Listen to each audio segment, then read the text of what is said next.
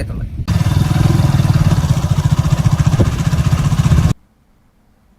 నిర్మల్ జిల్లా పరిధిలో ప్రతిపాదిత ఈద్గా హౌస్ నిర్మాణ పనులపై స్థానిక ప్రజలు ఆందోళన వ్యక్తం చేస్తున్నారు.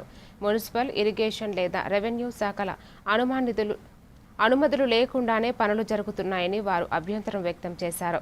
సమీపంలో శ్రీ పోతులూరి వీరబ్రహ్మేంద్ర స్వామి ఆలయం, హనుమాన్ ఆలయం ఉండటంతో మతపరమైన భావాలు దెబ్బతింటాయని పేర్కొంటూ పనులను నిలిపివేయాలని కోరారు.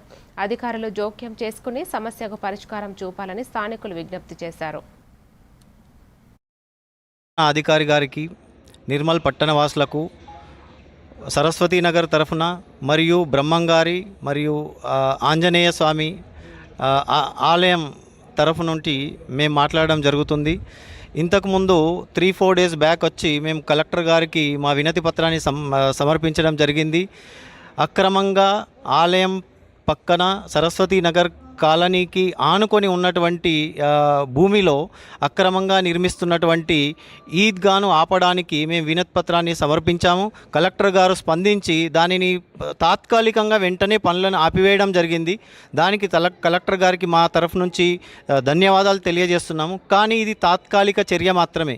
కానీ కలెక్టర్ గారి దగ్గరికి ఇప్పుడు వెళ్ళి కలిసిన తర్వాత ఆయన చెప్పింది ఏమిటంటే మిగతా వివరాలన్నీ కూడా, మిగతా పనులన్నీ కూడా కమిషనర్ గారే, మున్సిపల్ కమిషనర్ గారే చూసుకుంటారు. కాబట్టి అది చట్ట ప్రకారంగా ఏది జరగాలనో అది జరుగుతుంది అనేటువంటి విధానంలో మాకు సమాధానం ఇవ్వడం జరిగింది. ఇది కరెక్ట్ కాదు.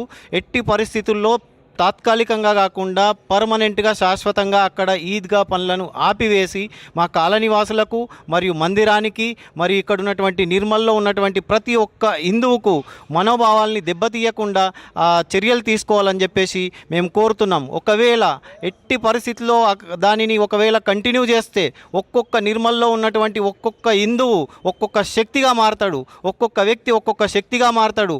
ఒక్కొక్క స్ట్రీట్లో, ఒక్కొక్క గల్లీలో ఒక్కొక్క యోగి ఆదిత్యనాథ్ వెలుస్తాడు. ఒక్కొక్క బుల్డోజర్ తీసుకొచ్చేసి కంప్లీట్ ఇక్కడ నుంచి ఎక్కడెక్కడైతే ఉన్నదో హైడ్రా కూడా ఇక్కడ స్టార్ట్ అవుతుంది. హైడ్రా గవర్నమెంట్ తరఫు నుంచే కాదు, మా ప్రజల తరఫు నుంచి కూడా మేము హైడ్రా తీయడానికి వెనుకాడమని చెప్పేసి మేమందరం కూడా కోరుచున్నాము. తొందరగా దీని మీద